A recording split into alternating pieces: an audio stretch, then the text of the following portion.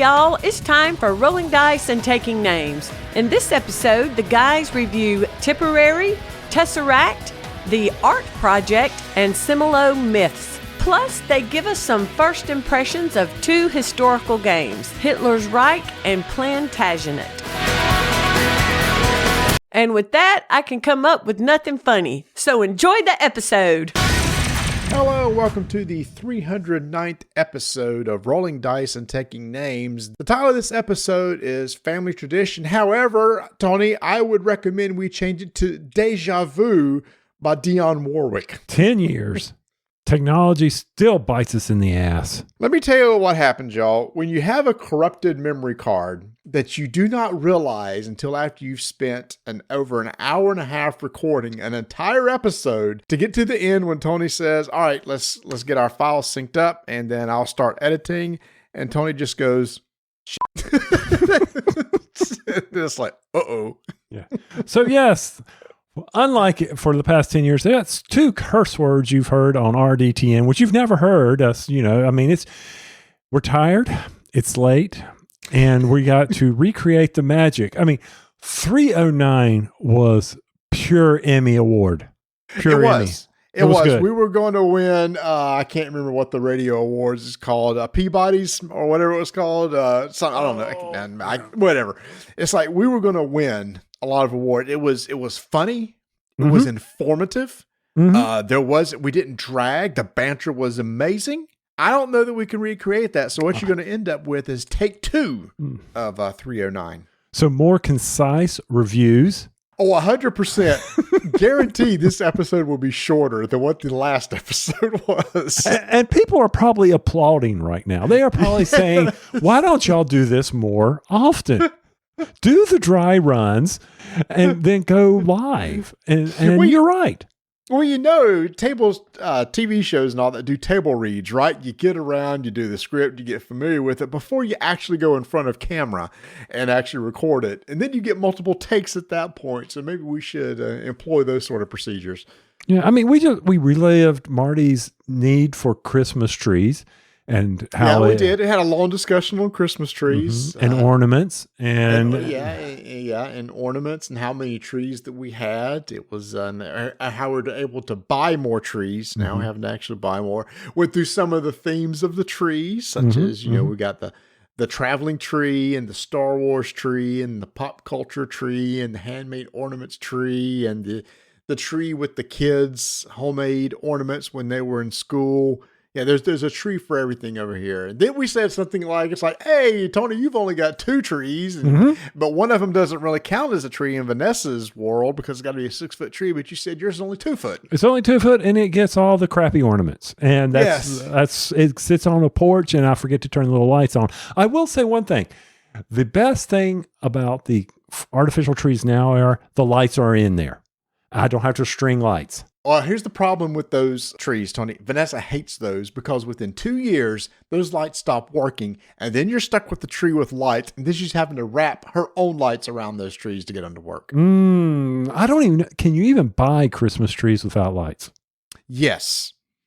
Okay. Yeah. In fact, they're harder to find, but they are a little bit cheaper if you want to wrap your own lights. But Vanessa gets very frustrated with trees with lights on them because it doesn't seem like they last as long. Now, is she one of those that she has to hide the wires?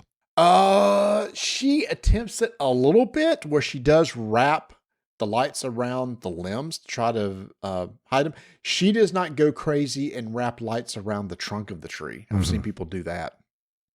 Okay. I know when I used to do it, I did my best, but then I decided, you'd go out a limb and then go back in the limb and come out the limb and back in. And I eventually got to the stage where, screw it, I might just put the thing on a lazy Susan and spin it. We used to have a tree that was was motorized and would rotate. Which was really nice. That was really cool. Now, I will say when I put up lights in my room and stuff, I did get a new tree for our room it's an NC State tree. That was another one of the theme trees. I used to I just threw the lights on. I just draped them. I didn't care. Now, I will say before we do, many, many hours before we recorded, I did just finish up my hopeful last mow of the season. Already? Oh, do you just not have many leaves? Because I did a mow today too. I'm still a month out from my last mow. Oh, yeah. Well, you've got nothing but trees. I have baby trees. Yeah, that's true. No, the white oaks are just now turning, which means all those big things will be dropping soon. Hey, we didn't talk about this last episode. We didn't talk about lawn care, so there you go. I know. I try to make it fresh, even no matter what episode. I will say my neighbor is obsessed with making sure there's no leaf in his yard. So yesterday, the dude spent 4 hours. No. 4 hours. And I'm sitting there thinking, why? His leaves are coming down as he's doing this. Like, why? Mm-hmm. So today, he comes out and does it again. I'm like, dude, just wait a few days. You're just, what I try to do is I try to just stay ahead of it a little bit. I'll go 1 week and I'll go out, deal with the leaves, but I won't deal with them to the best of my ability, knowing in just a couple hours it's going to be bad again. But I'm just trying to make it so that it's not a nightmare when I go out and do it. Now, I found it funny the other day when we were leaving the neighborhood. It was rainy, which it hasn't rained here in forever, and it was just misty and all that. And Dad had his kids out there raking leaves. Good. In the rain. Nothing is worse than trying to do wet leaves. No. That's one reason. I actually waited till today when the sun came out so the leaves would dry so I could easily, I try to mulch them. Mm-hmm.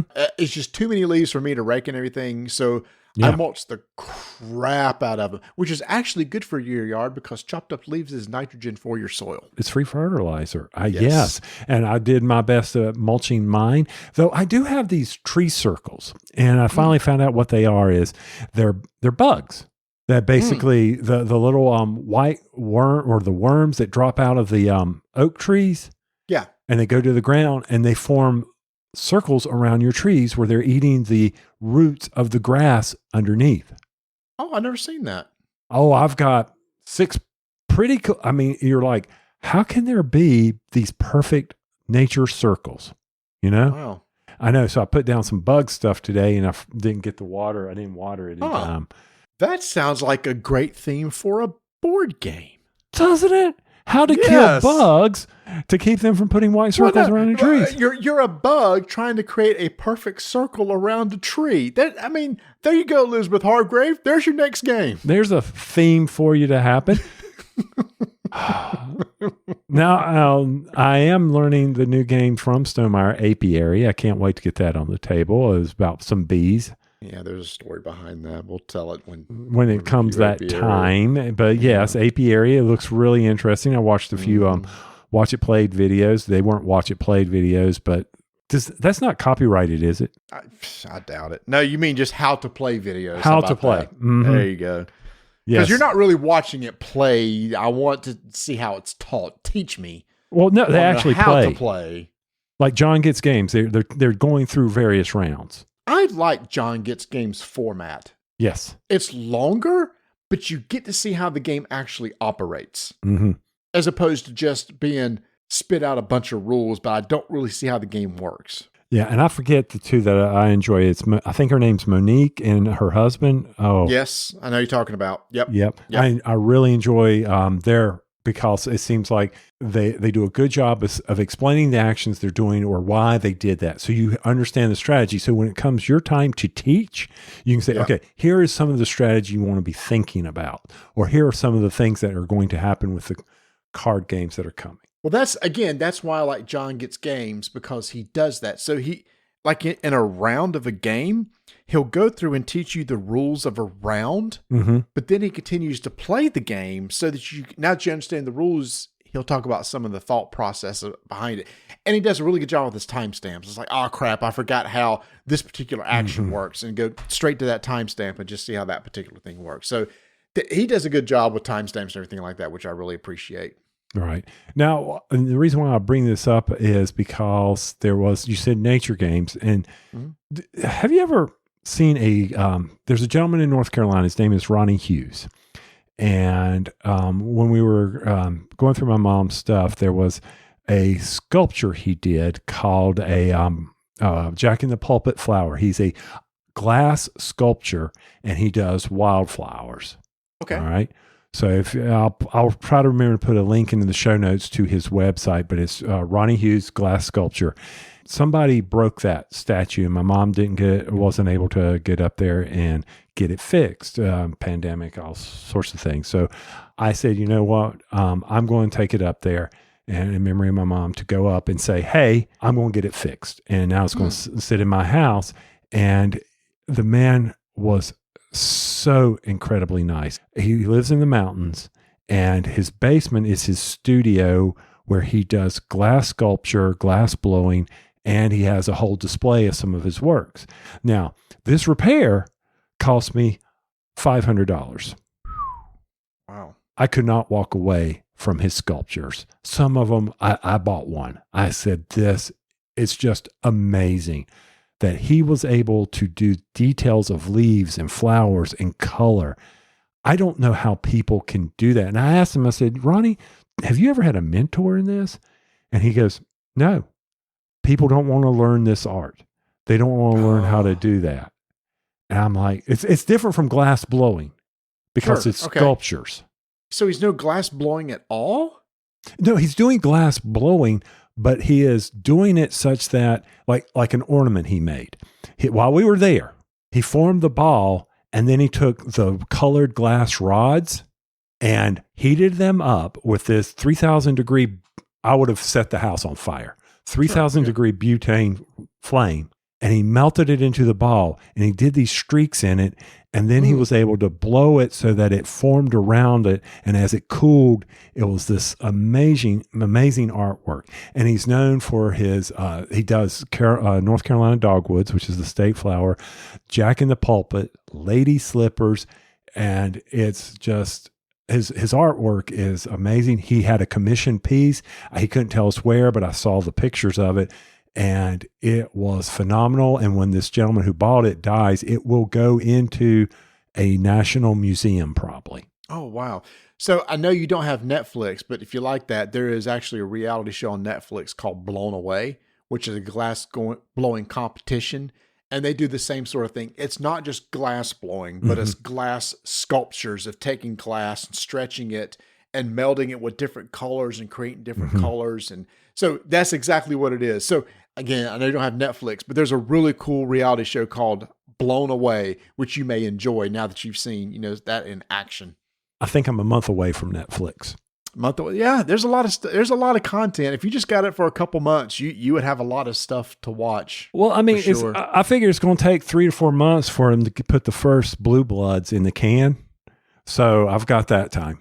That's true. Because the actors are back. No longer on strike. So I watched a movie the other night on Netflix that we really enjoyed. It's from David Fincher, who did you ever see Seven? Movie Seven? I'm trying to think. It sounds very familiar. Pitt, the one where it's the detectives trying to solve a serial killer. Maybe. What about Fight Club? Did you see Fight Club? Fight Club, yes. Yeah, so this is the same guy that did Fight Club. Is Fight Club the quote where there's only one rule in Fight Club? There is no Fight Club? Okay. Yeah, that's the one. So it starred Michael Fassbender, who played Magneto in the new X-Men, a lot of other stuff too. And it's just called The Killer. Really, really good movie, only on Netflix. So if you like David Fincher and his style of filmmaking, it's really good. Okay. So yes, I will probably, I keep holding back and saying, why in the world and I was like, okay, I need to go watch this. If you just, you and Donna gotta watch One Piece. I could just start giving you shows you need to watch. I am not watching One Piece. Dude, just watch one episode and see if you like it or not. No, I'm not going to like it. How do you know? I listened to you and Bert at game night talk about it, and my eyes glaze over. Well, because you don't know what the context is of the show. It's an anime. That's all I need to know. No, it's a live action show. Okay, it's a live action based on an anime. Well, that's true. Based on a manga. By the way, I just want to let everybody know that everything since the Christmas tree's on is all new content. We didn't talk about any of this in our first recording of this. See, I can keep it out there. I think there was something I think we totally dropped the whole thing on like the free Krispy Kreme. I guess we just ditched that whole topic. There wasn't much to talk about there. I can't even remember what else was in the intro. Oh, it was all about family traditions, which was the name of the episode, because you can, and we were just listing off all of our family traditions. That's right. And all the things that we were doing. And we killed that because we moved on to other more important things, I guess, like glass blowing and bug circles. And then there was the whole car discussion about where I can't get the key out of the ignition of the car. Yeah, was that really interesting that we should go through again? Well, I mean, our Discord channel discusses a lot of car topics and how to fix cars. Right. So they would have appreciated that discussion, and how if the car senses that it's in park, it will let you take the key out of the ignition. You see, this is where I had to get it clarified. What you really meant was it's if the key is in park, it lets you turn the key ignition back to the off position, which allows you to take out the key. But it would not release it when it was in park to go back to the off position. That's right. That's where I was confused. Yes. So we've clarified it, but even though I still kept the confusion there, was that, yes, the car will not sense that there's a relay there that it's in park and says, oh, you can now take it to the off position, completely off, and pull the key out. And then we talked about how you're going to have to buy a new car because it was like $1,000. $2,000. It used to be $1,000, but now it's like $2,000. Yeah, so we talked about that too. What else did we talk about? Well, it was the Chevy. So, we talked about a game. Oh, yeah. What was the game again we talked about? Well, we talked about, and I said it wrong. So that's a given. That's a Similo. Similo. See, I said it wrong again. I haven't heard it pronounced. Similo? I think it's like similar. Similo? Well, there's Milo and C. C Milo. If I break it. Similo. Like similar. Similo. Okay. I don't know. I'm guessing. I don't know. But I've got the Myths version, and you said yeah. And which versions do you have? Oh, well, so there's a bunch of different versions of this. And who is this from? It's from Horrible Guild, right? Horrible Guild. Horrible Guild, yeah. So there's a Fables version, Animals, Myths, History, and Spookies. And I've talked about this on the show before because I talked about history. And this is kind of like a guess who game. There's going to be a player who's going to draw 12 cards, and he's going to look at one of the cards. And this is the card that he wants left on the table at the end of the game. So he needs to give clues about this particular card because he's going to shuffle up the 12 cards and put them down on the table. And then he's going to draw a hand of cards, play a card, and depending on how they orient the card, horizontal or vertically, will indicate whether this card is similar to the clue card or it's dissimilar. The other players are trying to eliminate cards till there's only one left. And in the first round, they eliminate one card. The second round, they eliminate two cards. Third round, 3, fourth round, 4. But after that, there's only 2 cards left to where they hopefully pick the right card. If any point in time during the game, they take one of those clue cards, discuss it, it's like, well, let's get rid of this one. And it happened to be the one that the clue giver's given clues for. Yeah, the game just immediately ends. So this is the first time you've played. We played with the Myths. So what did you think about it? I loved it. Absolutely loved it. The artwork was amazing. I like how fast it was on the table. I enjoyed some of the tension in it, especially in the 5th round where you were down to 2 cards because you had made it as far as you could. And it was like, okay, if we screw up here, we just wasted all that time. Now you can have some discussion as to what does it really mean. And I do think that when I played it the other night, outside of game night, that it was going to be, we found it very easy. We were perfect every time. We did not screw it up. So I think some of the challenge of the game may be in combining 2 sets where the clue card is from the Myths series, but yet the ones where you are giving the various hints to it are from a different series. So you can't really tie them too well together because in the Myths cards there's so many monsters, and if your character happens to be a monster, you can sit there and play a card that's a monster and say and people can say, oh wait, that's the monster card. So you'd play like a monster card and the orientation that says this is similar to my card, and we would go, oh well, this is a monster, so let's eliminate the cards that aren't monsters, which are human looking things. Yeah. But you could do the same thing. Male, female is always an easy way to start out. You play a male or female to say, hey, mine is similar to this female. We go, okay, well, it must be a female, so let's eliminate all the dudes. And you can go, but eventually it gets tough. Yes. When you don't have those cards to play, and then you're down to, do you play cards that are similar because of the eye color or beards or hats or something that they wear, or how they're looking on the card, orientation of the eyes. But I found that we were able to have enough monster cards in our hands that we were able to distinguish fairly quickly to get it down to the two. And so I was thinking, well, if I had the Fable series, then that would kind of be, okay, now we need to look for actual similarities in the drawing versus so much as in male, female characters, though you could still start with that. I did find that the myths, I kept wanting the people who were playing to lead to some of the mythology behind it, but no one ever went to that deep. So here's the thing. That's why I like about the history deck, because you would start doing things like, oh, well, this guy was a commander in a war, general in a war, and these other characters were military figures. So, or this was a scientist. You could do some similarities based on the character, who it is. That's why I like the history, because it has that sort of stuff you can do with it. And I think it would add more challenge with the two decks. So let's say you had commanders in the war, and I were to play, let's take it, I don't know what's in there. Let's say we put out MacArthur. All right. Yeah. But in the myth series, Napoleon for sure is in there. Okay. So Napoleon. So you're sitting there, okay, Napoleon. All right. But how does that tie to a myth card? So now you've really got to, I think, take it to the level of Mysterium from that standpoint, where it's abstract, even though it's figures. I will be picking up another series to add to this because it was enjoyed by everybody at the table. So I'm like, okay, well, maybe I need to put another one in the collection so I can do that. Because once again, it's a great filler. It's quick. It's easy while you're waiting on people. I mean, there's a limit to the number of players, because the more you get, the harder it is, or that you will find where certain people will take over and everybody else will just be watching. So I think there is a limit to how many, even though you don't have to. But horrible games. I'm happy that I was able to get this played. I'm surprised it's taken this long, but sometimes things just fly underneath the radar. Yeah, it does. All right. Yeah. So we talked about that. And then it's like, oh yeah, I dropped this big bomb on, it was supposed to be on everybody else, where, I'm going to be a granddad. Yeah. You old fart. Yeah. So yeah, I dropped that bomb. So you missed the initial reaction from Tony, which was rather subdued, actually. Well, I mean, it's nature.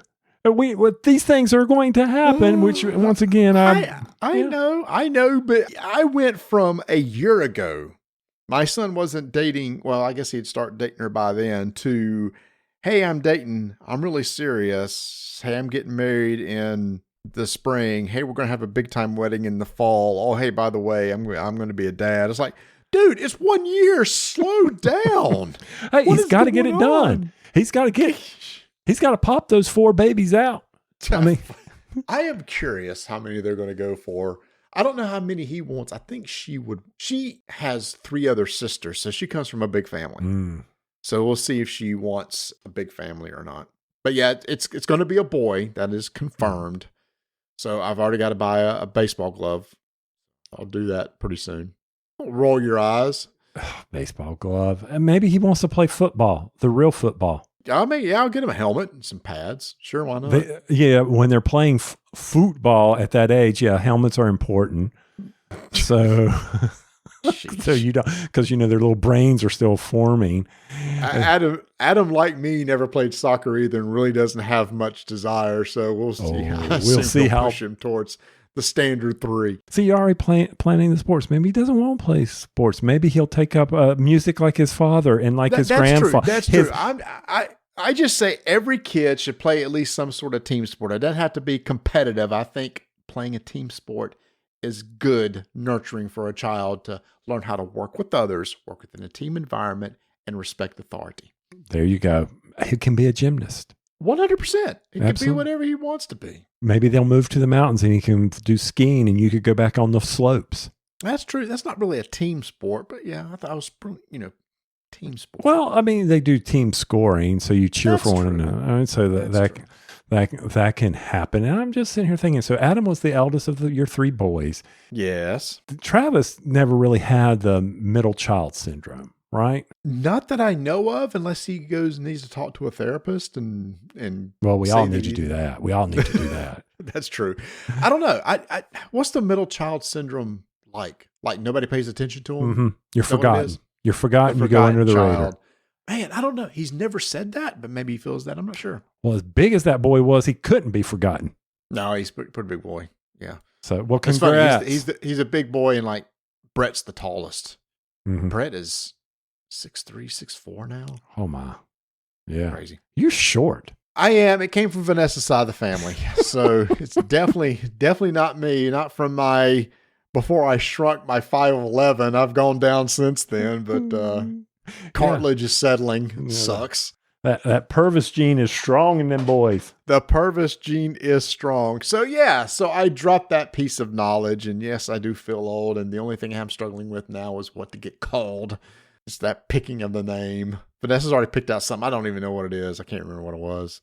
So I heard a story recently about names where people are, the names of the past are gone because people want to have individuality in their names, or their kids have individuality in their names, so that you don't hear the Johns and the James and the Tonys and the Davids. I mean, my name for me as the grandfather. Oh, I'm sorry. Not his name. What name did Vanessa pick out for her? Vanessa, what's the name you picked out for yourself as a grandmother? She has not yet. Oh, I figured it was like, don't call me grandmother yet. She says she can't decide. Abuelo, like we went over the Spanish name, and the stinger, that was an actual good stinger, but that was too long, so we'll have to come up with a new stinger. Yeah, that was the stinger. It was a little too long. We'll have to shorten that. It's interesting going back and doing this a second time. And what's funny is we're actually approaching the length of what our intro was for the first episode. Somehow I thought it'd be a lot shorter. Oh, but it's good not. God, no. Well, you and I just sitting around chatting will never be. And I keep checking the time, making sure this bad boy's recording. Donna's already gone to bed. It's already said, I'm going to bed, you fool. Oh, yeah. Vanessa said, yeah, well, I'll just see you in the morning because I'll be going to bed soon, too. Hey, you know what? Why don't we just go ahead and jump over and start talking about some of the games we played recently?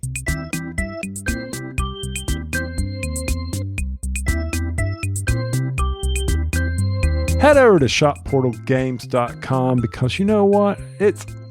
You had the turkey comas sitting around, and you needed to bring everybody together. Well, if you had gone over to Shop Portal Games and picked up the new detective series over there, not new, but the detective series, you could have livened up that crew up. You could have had them getting their brains engaged and not taking naps on the couch. You didn't have to watch those football games. You could have been playing a board game as a family together to try to solve some really challenging mysteries. Or you could have picked up the Batman detective series and not watched a really poor DC movie. I use that same kind of joke in 309A, by the way. It went over just as well. Just as well. It's a lead balloon. A Led Zeppelin. A lead. Ooh. All right. Okay. So. Sorry. Back to the portal. That was not a 309A. That's new for 309A. Shop Portal Games. You head over there. Be sure to look into the Imperial universe that Ignacius creating, and those cute little characters that he has. Settlers, miners, Empires of the North. Still some of our favorite games to play. Pick those up. Get ready for Christmas. And hey, we talked about football. You can always go and manage a football team in 11, a game that, someday I hope that I get to play, but, Marty may say no because he thinks, he's not a good manager of a sports team. We need to play that game. Yes, I do. Why don't we? I just got to make time for the table. So head over to shopportalgames.com.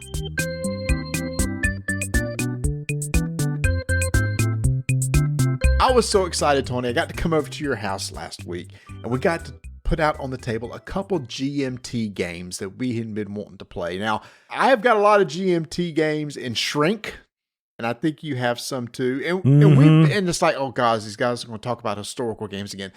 Yes, but here's the thing, y'all. I said this in our first episode. I'm saying that a lot. Wait a minute. Let's call that 309 versus 309 Part 2 or A? 309A, 309B. 309B. The GMT games we've been playing could be any theme, honestly, because we tend to play these card-driven resource management Euro-style GMT games. They're not the typical, what you would see, the hex and counter, what they call type games with the hex maps and the little small chits that you move around. These are definitely more Euro-driven. And Tony, the one that you taught me, Hitler's Reich, definitely has more of a Euro feel, card-playing, area control type feel of a game. Yeah, and when I went back to BGG and I was reading the description that you see on the page, one of the things they said, I started thinking about, I'm like, hey, maybe they're right. I mean, it took 5 minutes to set up. I would agree with that. Very simple to set up. But it says that using a combat mechanism similar to the traditional card game War with dice added in. Yes, actually it is, because a lot of this game has to do with conflict resolution, whether it be attacking somebody else. There are actually some actions that you take require conflict resolution. We both will take a card from our hand, face down, show it. There's a value for each card. Then we would roll dice. There's a way you can get bonus dice depending on the action you're doing. Person with the highest one wins. Right. Highest value wins. It's the different actions you take using that conflict resolution, which is interesting. And obviously the goal of the game is to be able to take control of production fields in Europe during World War II. Right. That increases your hand size. And if you get a huge difference between the Allies and the Axis hand size, then you will go into a victory condition scenario that could happen. Or if you play the entire campaign or over the years where you did not resolve that, then there are various things that you will look at to measure. So it's not like trying to wipe each other out. It's trying to maintain control of areas without worrying about placing a whole bunch of chits and doing a huge battle. I mean, it's basically, I am going to attack this land area, and in doing so, I'm going to play this. First off, I will not be playing any effect cards, or I shall play an effect card that lets me do something. And then you will respond, I will put this effect card into play. Then we'll both select cards. Then we will sum up our dice. You'll start with 3. And if you have any additional dice based on how much land you control around where the area is being attacked, or maybe there's some fleets in the sea that can help you, or the effect of the event card, then you roll the dice. Whoever has the biggest number is the winner. You may remove a token. You may add a token. You will adjust hand size as needed.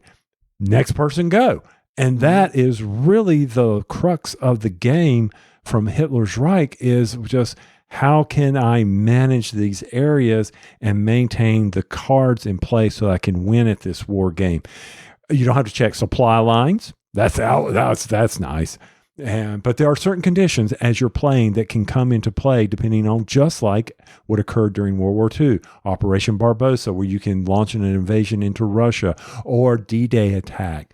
Those kind of things all come into play. There are 3 event decks. There's the Ally event deck, the Axis event deck, and a shared event deck. The events, which I've already mentioned, go to a general play area that you can have. Some of these events will go away. Some of them will not.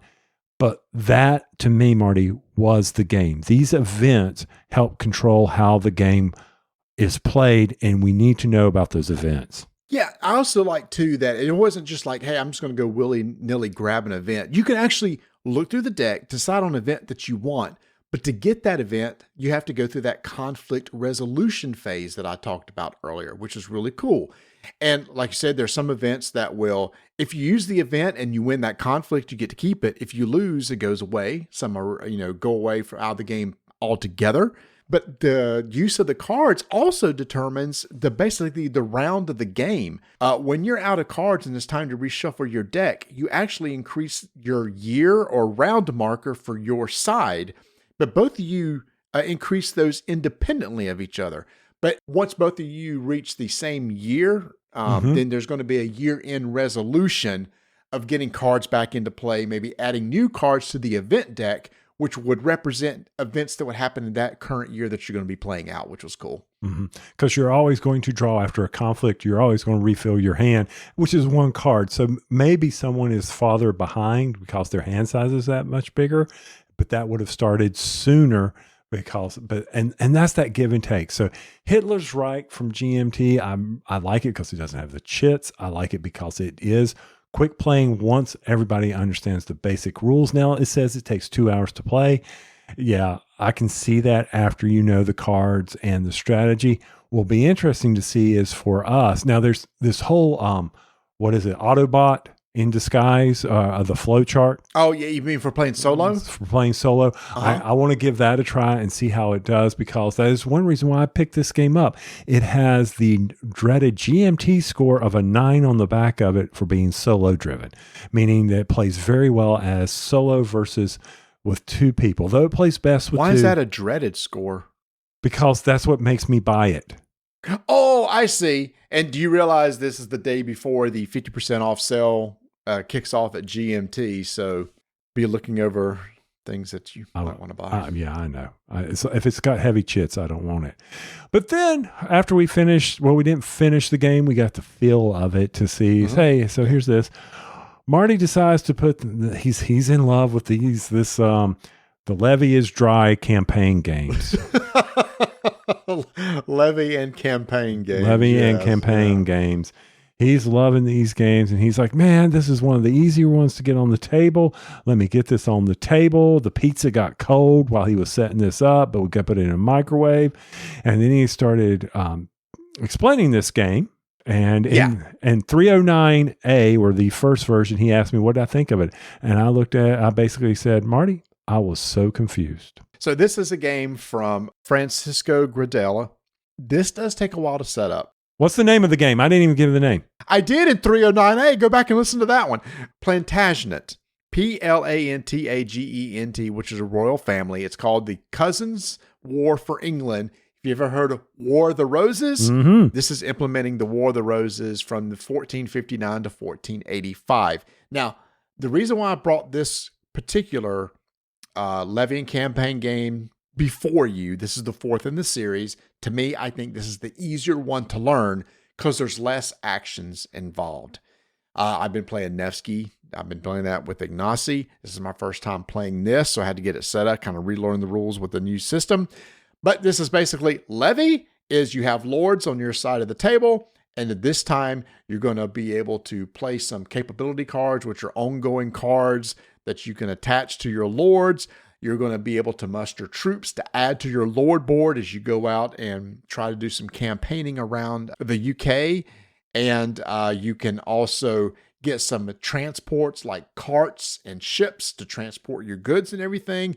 Once both of us has done that, we go to the campaign phase where we actually activate the lords to move them around on the map to try to gain influence within cities and towns and fortresses, because influence points are actually the victory points of the game. Depending on the scenario, once you get to a certain influence value, you win the game. But what I think is really cool is influence points are also a resource. Some of the actions you take an influence cost where you have to pay an influence to even take that chance for an action. You could spend additional influence to better your chances of succeeding because it's going to come down to a die roll. If ever out in the map, you and I have forces that face off in the same location, we actually go and perform a battle. Again, the whole goal is pretty much area control. Get more influence markers on the board than what your opponent has. Accumulate points at the end of each round based on the amounts of influence markers that you have, for the goal of getting to 25 points by the end of the length of the scenario. And for ours, it was just 3 simple rounds. Simple my butt. So, it's funny now that we're recording this, and I actually went out and did this. I looked up the definition of levy. Yes. Because I couldn't get past the American Pie song. Bye bye, Miss American Pie. Right. So I couldn't get past, what do they mean by levy? But if I had probably looked this up before we played the game, it might have ended some of the confusion. I mean, that means to impose a tax or to muster or enlist troops. Amazing. Wow. Which is exactly what you do with that part of the game. So during the levy phase, you're getting resources. I'm like, oh man, if I could have just, put it in the game terms that I'm used to, it may have cleared some of the confusion. I mean, there's a lot to it. Don't get me wrong. And you said it was simpler than previous ones, but I'm just like, okay, the whole gameplay, the logistics of it, it's a logistics puzzle of how you accomplish things. How do you get the lords on your side? Don't take the boat and not have any way to get your troops anywhere, because you got to feed these people. And that's one thing I did. I left them starving in a field. I basically abandoned an army. Mm-hmm. But now that I understand some of the consequences of doing that, I'm not going to do that in the future. Which is why this was just a learning game. I said in 309A, I know that you were like drinking from a fire hose as I dumped all these rules out. I just wanted to get us moving so that you could see, oh, okay, during the campaign phase, what can I do? Well, you can move, you can approach somebody, you can fight, you can basically try to forage to get some more provender or food. You can have supply routes for getting food. You can what's called parlay to try to influence an area, put down one of your influence tokens. So all these actions are available to you, but each lord has a limited number of actions. Now, one thing we didn't mention in 309A, which I think is really cool, is during the campaign phase, you put the order of how your lords are going to act. So, for example, each of us had 2 lords in this scenario. There's 3 cards per lord. And depending on what month you're playing in, there's a certain number of cards you'll put in your deck, like 4 to 6 or something like that. And whatever order you put them in, then you resolve them one at a time. I like that part because there could be this bluffing element. It's like, oh, is Tony going to come over here and attack me? Should I put my guy on top here to get out of the way before he gets here? So that's the part of the game that I really think gets into the mind games of bluffing, of the order that lords will activate. And some of them you may not even activate at all. Because there are some games or scenarios where you have more lords than you have the number of activations. So some of them you won't even use in a round. Right. And that was one of the things you asked me. You looked at me one time and go, why did you pass? And I said, because they're starving in the field. I can't move them. And I know you were teaching me, and when you teach a game, you really don't think about the strategy or how things are going to play out because you're more interested in making sure the other person is adhering to the rules and is understanding the game. But you would have noticed that. You would have said, his guys are starving in the field. There's no way for him to get food. There's no way for him to activate those people during the campaign. So he is really going to concentrate in this area. That is part of this game. Understanding where those people are and what is going to impact them on their turn, so that you know, okay, I can maybe plan for that, or oh wait, maybe he's going to move this guy first. So it took me back when we were doing this, and we've talked about this on the show. It took me back to our old StarCraft, the board game, where you're putting the move tokens and the order tokens on top of it. And the other thing that I found very interesting in this game is you love to throw out the terms provender. Yeah. I'm like, what the heck is that? Okay. Yeah, I didn't. I should, when you teach games like this, you should give definitions of what the terms are. Or just call them what they are. Food. I know, but when the chit actually says PROV, provider. It's like, well, yeah, well, whatever. But anyway, one thing we didn't mention was conflicts. How do battles occur? I think it's pretty straightforward. You're going to have lords that face off against each other. You're going to have archers and melee people, and there's different phases. Basically, the attacker will add up all his hits based on the number of archers that they have. The defender is going to roll. He's going to pick some of his defenders to try to defend against it. If they're wearing armor, and they're going to roll dice. And if they have a certain value, they block the hit. If not, they're routed. And you go through an archery phase, a melee phase, and you keep going round after round till somebody gives up or somebody is just totally routed. It took us a while, Ignacy and I, on Nevsky to learn how battles work. But after I've gone through it enough times, it's like, okay, it's really not that bad. Mm-hmm. No, and I agree. After we did this, and if it's the simpler rules, because you talked about how Nevsky had sieging and all this other stuff, here it was pretty straightforward. I shoot, you shoot, resolve who got hit, remove them from the field, go into a melee phase, rinse and repeat. Yeah, that's actually really it. At any point in time, somebody said, I'm done, leaving. And then whoever loses, the other person gets stuff. Maybe gets some provender. The spoils of war, etc., stuff like that. So again, I like this system because it has some resource management. It does have some combat with some dice rolls. It has some logistics planning. It's a lot of little things that I like in a game that's in this one system. That's why it's always appealed to me. Okay. Well, I'm looking forward to playing it again. And I know it says 30 to 480 minutes. You'll never see me at 480 minutes because I mean, I'll be routed by then because I'm sure someone will have died of starvation, including myself. Well, again, the reason for that is when you see that, it's because there's different scenarios that can be played in a game. The rounds are based on number of months, basically. If you play the full number of rounds, and I can't remember how many it is, in the teens, number of rounds for a full game, it could take a while. You and I just did a simple 3 rounds. I do appreciate that the scenarios are broken up into short, medium, and long. So depending on how much time you have, that's the round number that you pick. But I feel that if somebody really knows the rules and you play that 3-round game, you could easily knock it out in under an hour. I agree with you. Thank you for trying it out with me. I've hoped you like it enough to maybe try it again. I'm getting ready to do a remote game right now with Ignacy with the exact same scenario. We're going to play by video. And so I'll know this game a little bit more the more I play it. So that is Plantagenet and Hitler's Reich, both from GMT Games.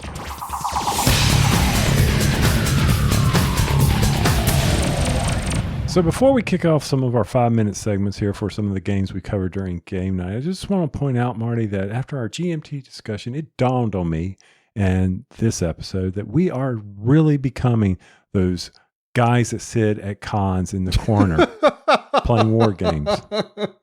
But again, I know, but they're not the guys that I see that just sit there, pour out over a hex map all day with little tweezers moving things around a board. No, we're not there yet. But I mean, we wanted to. You said, "Well, can you get Civil War on the table from GMT?" And I'm like, "No." I do. Oh, yeah. But that I said I do want to play that. I do too. But it's the chits. It's all it's the rule book. That's a small telephone book. For those of you who don't know, back in the day, people had these things in their house called a telephone. Mm-hmm. And you would get, every year you'd get a telephone book that would list people's names that you could look it up. It was this really interesting concept, where you could actually go into a book and find numbers easily of people, or just pick somebody and call them and ask them if their refrigerator was running. And you say, no. Then you say, well, you might want to get it fixed. No. It's the other way. If they say yes, then you might want to go catch it. Yes. Oh, those were the good old days. Oh, remember the one I never got is Prince Albert in the can? It's like, what does that even mean? Somebody had explained to me like Prince Albert was a tobacco or something. So, wait a minute. Are we supposed to be doing a 5-minute initiative or something? 5-minute initiative begins in 3, 2, 1. Sometimes at Rolling Dice and Taking Names, not all games are for us, and they are actually for like family edition. And that's what we encountered recently with Tipperary by Gunter Burkhardt from Lookout Games. This is from their family series, 8 and old. And this is a tile. 8 and old? 8 plus, sorry, 8 and older. 8, no, it's not 8 and younger. We did that better on 309A. I know we did. So let's just cut to the chase. You are selecting tiles based on where a spinner lands, and you are trying to build a field. Hold on, pause. Yes, y'all, there's a spinner in this game, the classic old school spinner. All right. Yes, and that spinner has the very 5 shields, family shields. So when it stops, you get to select from 2 tiles. Based on the shield of the family that I have. Yes. Yes. Yes, it was definitely done better in 309. Because I'm just trying to get through this and you keep correcting me. I'm sorry. Go ahead. All right. So you pick one of 2 tiles based on where the spinner lands. Right. Got it. And these, do you want to go ahead and say polynomials? Because I can't do it. Polyominoes? You kept calling them polynomials in 309A. Yeah, it's got an M in there. Polyminios. On the polyominoes. Polyominoes. Okay, it's like dominoes. Polyominoes. So we were just eating up the 5 minutes here, not explaining the game. But anyway, so you're placing. Here, you want me to do it? Because you're just going to draft a tile and you're going to put it in your tableau in front of you. And based on how you align tiles, you can get points. Hey, if you put sheep tiles next to each other, you're going to get points based on the number of sheep that are next to each other. Whoever has the most sheep at the end of the game in one of their areas gets additional 5 points. Hey, if I put a wheat next to a distillery, that's whiskey. I get to move my whiskey marker around on my board, and the farther it goes, the more victory points I get, or maybe unlock an additional sheep that I could put on to give me more sheep. Or hey, I could go out there and try to just get the biggest rectangle, because the bigger rectangle I have without any empty spaces in the game is going to give me some points. Or I can get a circle of stones that have actual point values on them that give me points at the end of the game. I can get 2 marshes next to each other, and if I do, I get to draw a random tile from the board, a 1 square tile that I can put somewhere on the board to help me out. And what's those other things? If you get 3 in a row, you get ruins. Like a stone. Yeah, get 3 ruins in a vertical or horizontal line. You get a castle that you can place at the end of the game to fill in places. And then after you draft a bunch of stuff, you count up all your points. Mm-hmm. Pretty much after 12 rounds, you're done. And that was one of the things that was flooring everybody. Marty's like, what, we're only going to play 12 rounds? Where is the game here? I mean, y'all, this is the most basic of a tile laying game I've played in a very, very, very, very long time. Mm-hmm. You're in your own little world. There's no planning ahead because of the spinner. You may want, but I mean, is there a planning ahead when you're drawing tiles from a bag? No, there's not. So the spinner is just an add-on. It makes it fun. It makes it gives you some, ooh, please land on yellow. Please land on, even, going from roulette there. So, because I really need that tile. Oh, I missed it. Did he take that tile? I think this game would definitely play better with more players because the turnover of the tiles would be there. I mean, BGG says best with 2. I would challenge that, but that's just me. This is family weight. This is if you have people who really don't want the competitiveness of Carcassonne or any of the other King Domino or any of these other tile-laying games out there, then give Tipperary a look, because it's the wood sheep, all that. It all looks very nice. It's easy to explain. You just need to walk through the scoring so people understand how the scoring does. But Marty just did it, so play that audio part for them. It is a very basic game. If nobody's ever played a tile-laying game, this is a really good introductory because it's short. If you're an experienced gamer and you have other tile-laying games that you enjoy, I almost promise you this will not replace it because it's just too vanilla and too simple. Nothing wrong with that. I'm just assuming that most of the audience are probably more experienced. But if the holidays are coming up and there's like, man, I wish there was something quick. I really like tile-laying games. I wish there was something I could show family members. I mean, it's right there on the box, Tony. Family series of games. This is a good family game for tile placement. That is Tipperary from Lookout Games. 5-minute initiative is complete.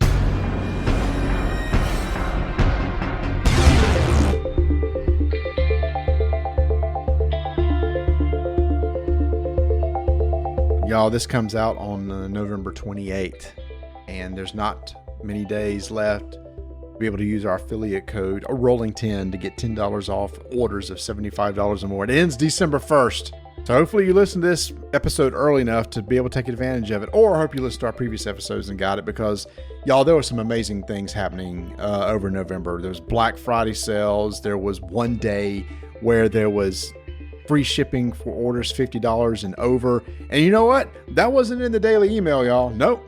You had to go over there and click on the miniaturemarket.com website to see this was going on. That's what they do. They just sneak in there stuff like that. Oh, by the way, we're having a big sale on this. I'm having a big sale on that. And it's going to end today, so you better hurry up and get it before midnight. By the way, where was my email to tell me that there was free shipping on $50? Did you? Where was my WhatsApp? It was in Discord. It was in Discord channel. That's where I posted it. I posted it on Twitter too.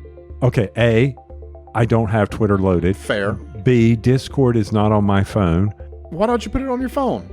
Because I don't know why I have not put Discord on my phone. I just have not gotten around to it. I know. I am a problem child. So, all right. So it sounds like to me then you're the type of person that needs to make sure you go out to miniaturemarket.com every day to see what kind of specials are going on. And it would be really great, y'all, if you use our affiliate link that's over on our website, rolldicetechnames.com. If you just click on the Miniature Market logo, you can use our affiliate link. And what that does is just lets Miniature Market know, hey, you came through rolldicetechnames.com website. We appreciate that. And we would appreciate that too if you would use that link. In fact, just bookmark it. Just bookmark. In fact, Tony, that's what I do, is bookmarks. So every time I go to Miniature Market, I'm using that link. Oh, I need to do that because I'm on Miniature Market site right now for the Party Hard sale that's going up to 25% certain games, because I was looking for the Inside Job or any of those other party games that are out there that we've haven't been able to play on the show yet. Oh, okay, I'll go do that right now. Yeah, why don't you go do that? And why don't you go do that and make sure to head over to miniaturemarket.com. One of the games we got to see at Gen Con this year was a game from the OP called The A.R.T. Project. This is from designer Florian Siriax and Benoit Turpin, and an artist you've probably heard of, Vincent Dutray, so you know that it's going to look really good, as it does. This is a co-op game, and Tony, when I first heard about this game, I saw on the table, it's like, okay, well, there are maps. Each of you are playing as a player that is going around to try to collect pieces of art. But as you do that, there's this society called the White Hand that keeps spawning in different cities that are trying to thwart you from getting that art, because you have to remove all those White Hand pieces from a city before you can take an art supply. And you're trying to collect a certain number of art containers based on the map that you're playing. So all that to me is like, oh, this is just Pandemic with a different theme. But what we found out as we played the game, the player actions aren't like Pandemic at all. In fact, I think it really adds some unique mechanics within the games that creates a really cool cooperative experience. Yes. I mean, first off, you don't have the special powers for each player, so I like that. That's different. But I like how when you're getting these mission cards, at the beginning of the phase, you get everybody gets 2 mission cards. And on these mission cards, it's going to tell you a resource that you have to spend. Now, these resources are a shared pool except for your health. And you can always use health to pay for a resource. But health is in limited supply, as it should be. But hey, Marty, I got some resources over here that I need to be able to spend, but I hope you can generate them, because if not, my health is going to take a hit here. And by the way, if someone dies, game over. You're working with one another. So you pay this resource. Then you place these white hands out on the various cities based on a symbol that's on that card. You may be adding 1, you may be adding 2, you may not add any. It depends on the card. And then you will collect various resources that you can add back into the pool. So sometimes, it's like, okay, you may need to sacrifice this just to get certain resources for someone else. But the whole point of these cards is that you need to do set collection, because by getting various sets of these symbols on the back, you're able to put art on the board, which is the end game. Collect the art to win. This game and the management of resources is what drives this game for me. It was very, very hard, very challenging to make sure we had the right resources when we needed them, because there were some card draws where we were all like, oh crap, we're going to take, this is not going to be a good thing. And I love during this phase too that we couldn't show each other what cards we had, but we had a lot of discussion. It's like, guys, look, in our next phase called the movement phase, we'll talk about in a second, we got to spend fuel to get around, and there's no fuel we have in the shared supply. And I could say, well, guess what? I've got a card that's going to generate 2 fuel, but unfortunately, it's going to cost us a walkie-talkie that we don't have on the board. Tony may go, well, guess what? I have a mission card here that will actually add walkie-talkies to the supply, and it's going to cost us a gun, but there's a gun there. So let me play my card first. I'm going to pay that gun, put the white hand markers where I need to. Then I'm going to put into the supply the fuel, then play your mission card so that you can spend the fuel. And you could have these. The order of play is really important, and that's where the discussion of the game was really good. In this phase, we would just talk about what needed to be done. Hey, we need 3 of this symbol. If we get 3 of this symbol, this art project is going to drop on the city, which we happen to be near. So in the movement phase, what we can do is we can spend fuel to move 1 space at a time, and we get over there. And if there happens to be white hand markers there, well then, Tony, we have to have a fight, because we can't collect that art until there's no white hand markers in that city. Right. And we also need to make sure that not too many show up there, because they can lock down a city. The Lost City, which is kind of like an outbreak in Pandemic. Mm-hmm. When that happens, basically that city is marked as a lost city. No art can go there. And you cannot stop or move through that city, which we'll talk about in a second, because that was kind of a negative to me for the game, because made it tough. That really hurt us. It made it tough. And then if any white hands come out, they go into a shared pool up at the top, which determines the strength when you're battling these. Okay, so battling is rolling dice and comparing strength of what you rolled on the dice to the white hand strength. And the white hand strength is dependent on how many art collections that you have. Now, this is one thing, and I know this is me just thinking backwards on this game. If you haven't collected any art hand, the white hand thinks they're getting away with things scot-free, so their strength is not too much. All right? Right. So you add the strength up that's on the board plus the number of white hands in the city you're in, compare it to the dice roll. And as time moves on, you can recruit allies, which is basically adding dice to the pool that you can then roll. Which is achieved through spending walkie-talkies, which is the other resource. And the ally dice are very expensive at the beginning. It costs 6 walkie-talkies. But as you collect more art, the cost of the ally dice goes down. And you're going to need those ally dice because you're only rolling 1d6.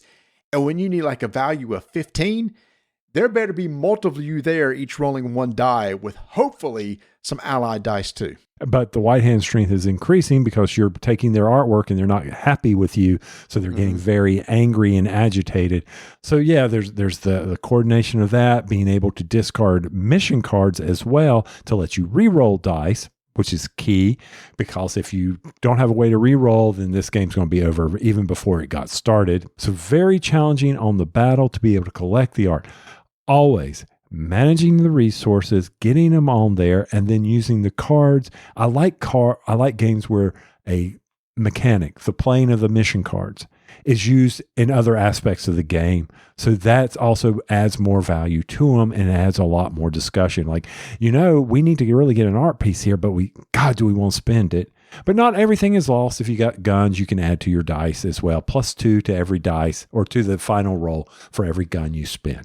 Mm-hmm. But now these lost cities, you can't move through them. You can't stop in them. If you get trapped by them, you lose the game immediately. It was one aspect of this game that was. What do you mean you lose immediately? In the rule book, if you're trapped, Bert looked this up, you lose. If you can't move, you lose. You can't sit there. If you're caught in between 2 lost cities, yeah. Oh, okay.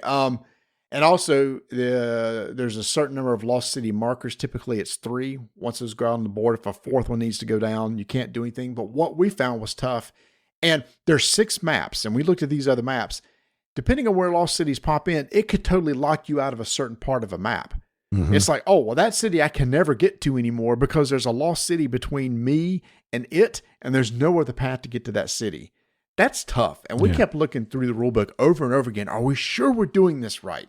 And it says you cannot move through, which is the important part. Since I can't move through, then I can't get to the city that's on the other side of it. All right. And we lost a city that had a junction in it on the first easy map. And that just really ruined that. That city was key because you would have to then loop up and over. And you did not have the fuel to do that.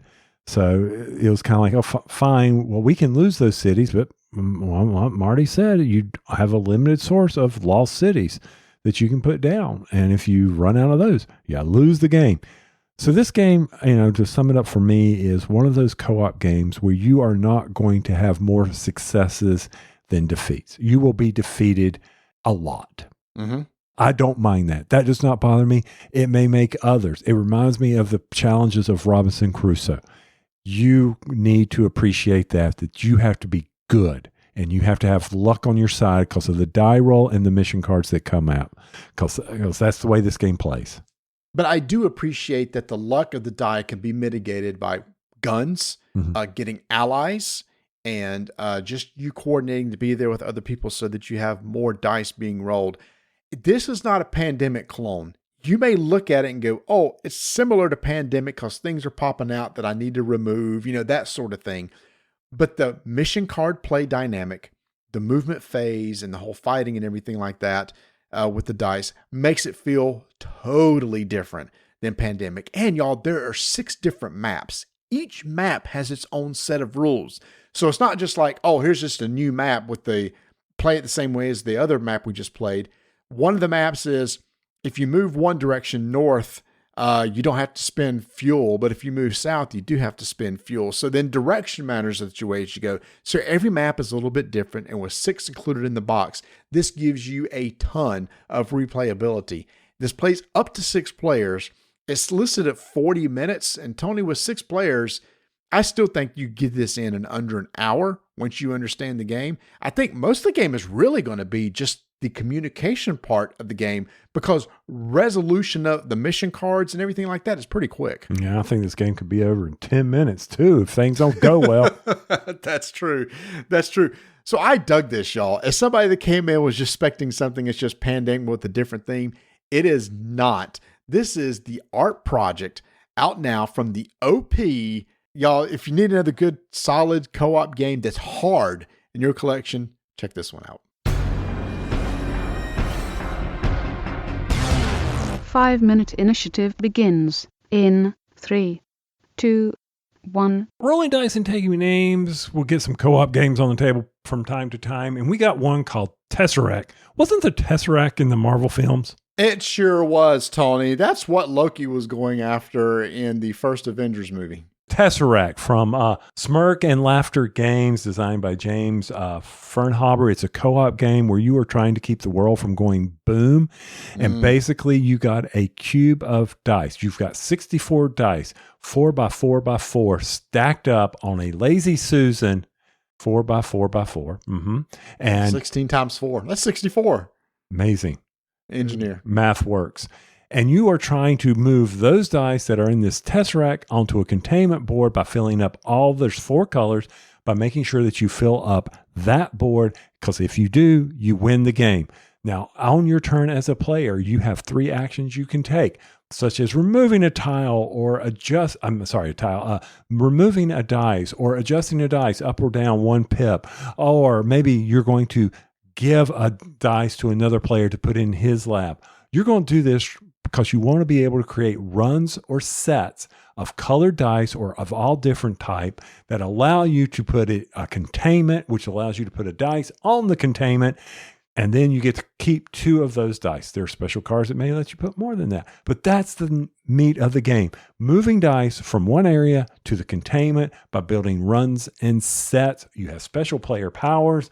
Looks great on the table. Oh, it's definitely one of those games that if somebody walks by, they would just be really impressed by it. See this nice little Lazy Susan sitting there with this cube of dice on top. And by the way, at the very end of your turn, what you must do, like you said, you must grab a die from the cube that's one of the lowest on the stack.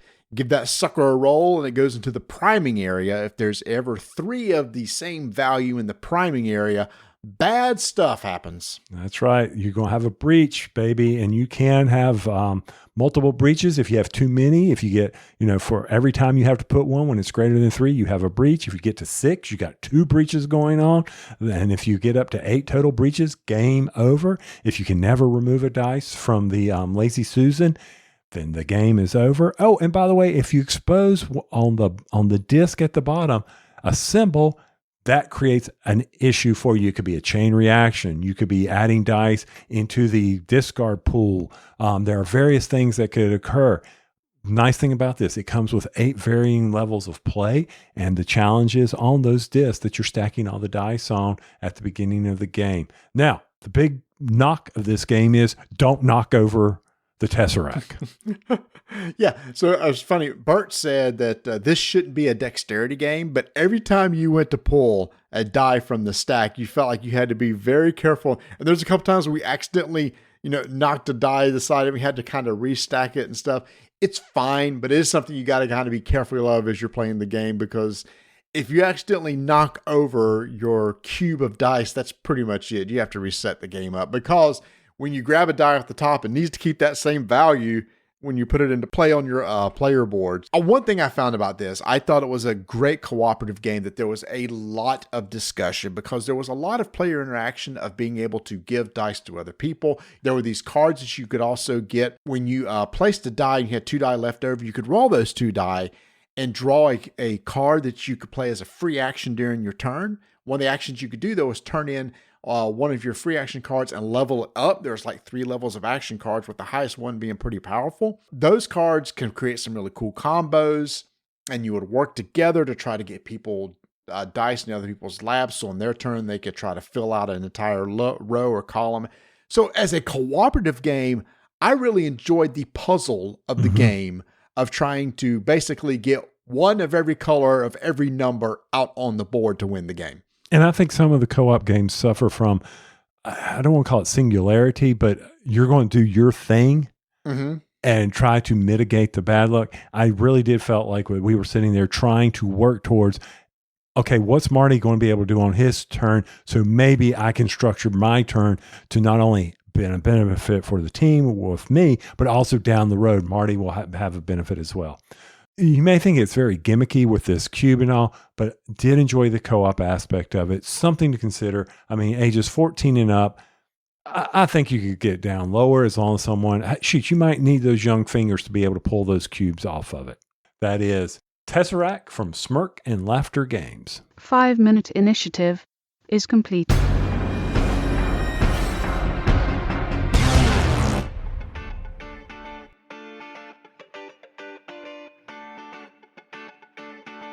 If you are listening to us on 11/28, you have time to get in to Gametoppers 4.0 Kickstarter. This is the last day of it. If you are listening on 11/28, if you are not listening on 11/28, which pretty much is everybody, but that's beside the point. There's a few. We appreciate y'all that take in the rolling dice and taking names on the day it's released. You missed the Kickstarter, but that doesn't mean that you have missed out on the great products over at Gametoppers. We're talking about something that could have sat on your dining room table right after Thanksgiving and protected your games from the turkey gravy. Yes, Marty, in 309B, we're going to talk about the turkey gravy again. Oh, yeah. We're going to do that again. We are, because it was good. That was probably the best part. It was good content. Let me see if I can remember. So set it up again. So all right. Bring me in. Okay, here we go. Here we go. So Gametoppers LLC, you put down the Game Topper first off, you got nowhere to go because there's food everywhere all over because of Thanksgiving. Right. If you had a Game Topper, you could have basically just wiped the food away. And if there was any residue left on the table, you could have stuck that Game Topper down on the table and it would have protected the game. It would have protected them because the turkey gravy would not have seeped through that incredible construction. Here's my question. So you're saying we put the Game Topper on top of the turkey gravy. So my question is, when Berkey designed this, did he take that into account? Because right now, the bottom of a Game Topper will stick firm to a table. That sucker is not going to slide at all. But would turkey gravy possibly reduce the coefficient of friction to where it'll possibly start sliding? Or you think he engineered it well enough to where possibly the bottom of the Game Topper will soak up the turkey gravy in order to make sure that it does not slide? Now, I will say this. I know my turkey gravy at Thanksgiving is not a lubricant. It is actually a binder. Which you find out the next day. Okay, that's a good point. So actually it makes it more sticky so where there's no way that Game Topper is going to slide. That's right. That Game Topper is going to go right up against that table and it's not going to come off there. And also you've got cup holders that you can attach to these things so you can keep people from spilling stuff on your beautiful board games that you're playing. So as you prepare for the next holiday, be thinking about heading over to Gametoppers LLC to get you a Game Topper to stick on your table to protect your games, because you know what? Nothing is disheartening as having a game get sopping wet over a spilled drink. All right, in 309A, we talked about video games, and Marty went gaga over some Mario games. Super Mario RPG. So I have a question that I didn't ask in the first take of this. It was, sure. Is it an RPG? Are you leveling the characters up? Yes. Yeah. Okay. So you're playing as different characters within the Mario universe. It is a turn-based game, but there's some timing to it. Like when you take an action, you can sort of time with a button press to maybe do some additional damage. But it's a party-based game, so you'll fight against like multiple enemies. You'll have multiple people in your party. You can activate each individual party member. Each of them will have special abilities. You're playing through a story. You're leveling them up. It's cool. I mean, if you like RPGs, it's really cool. Yeah, I do. I mean, one of my favorite games of all time, which was turn-based, was Skies Over